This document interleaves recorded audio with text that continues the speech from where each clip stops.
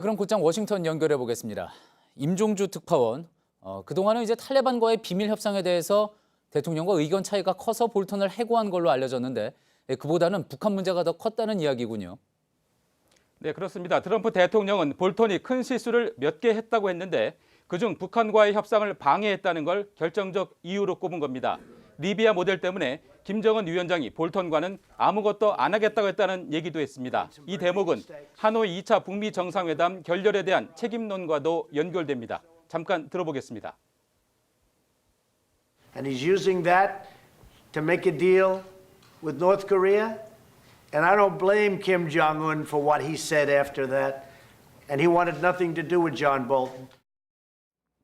예, 그러니까 트럼프 대통령의 이야기는 리비아 모델에 대해서 북한이 그만큼 거세게 반발을 했다는 거군요. 네, 리비아 지도자 카다피는 2003년 핵포기 선언 이후에 우라늄 농축 원심 분리기와 핵연료를 미국 오크리지 국립연구소로 보냈고 이후 아랍의 봄 때 살해됐습니다. 리비아 모델은 이때 나온 선 핵포기 후 보상, 이른바 빅딜론입니다. 볼턴이 하노이 회담 때 이걸 내밀었다가 결렬을 불렀다는 겁니다. 트럼프 대통령의 오늘 언급은 적어도 리비아 모델과는 거리를 두겠다는 뜻으로 보입니다.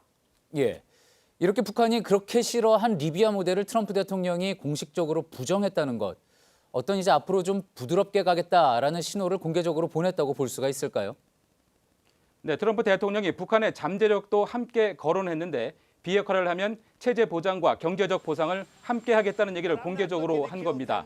트럼프 대통령이 전임 정부와 차별화한 대표적인 게 북핵 문제였고 그렇다 보니 협상이 순탄치 않을 때마다 공격을 받아왔는데 이번엔 재선을 위해 확실히 뭔가 성과를 내고 치적을 쌓겠다는 뜻으로 보입니다.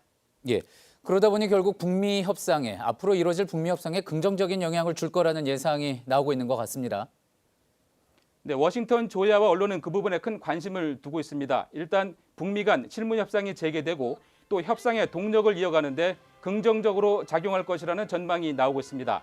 다만 아직 트럼프 행정부가 얼마나 유연성을 발휘할 것인지에 대한 구체적 움직임은 없어서 그 부분은 지켜봐야 한다는 견해도 있습니다. 예, 볼턴 보좌관이 경질된 이후에 이제 조총련 기관지죠. 조선신보에서 앞으로 있을 북한, 미국 실무 협상에 대한 이야기가 나왔다고 하죠. 네, 조총련 기관지 조선신보는 실무협상이 순회회담, 즉 정상회담에서 서명하게 될 합의문에 담아내는 내용을 논의하고 조율하는 과정이라고 밝혔습니다. 그러면서 하노이 회담 때처럼 낡은 각본은 안 된다고 주장했습니다. 실무협상에 무게를 두면서 유연성을 발휘해 미국의 진전된 안을 가져오라는 압박을 한 것으로 보입니다. 예, 워싱턴에서 임종주 특파원이었습니다.